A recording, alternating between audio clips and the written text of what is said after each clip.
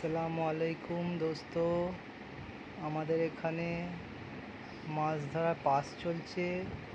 বালিখাদ, বড় খাদ নামে পরিচিত। আটিসারা মুসলিম পাড়া, বকুলতলা। অনেক দিন ধরেই চলছে। মাছ বড় খাদ, কিন্তু মাছ ছোট ছোট আছে বলে চারা মাছ, তাই 500-800 টাকা করে পাস। যাদের মাছ ধরার ইচ্ছে বা যাদের শখ আছে তারা আসতে পারো এখানে মাছ ধরার জন্য। খাদ বড় আছে, নসিবে থাকলে বড় মাছও খেয়ে যেতে পারে। দূরে ফেললে একটু বড় বড় মাছও খেতে পারে। বাকি ছোট ছোট বাটা, মৃগেল মাছও আছে বড় বড়, যার খাচ্ছে তো খাচ্ছে।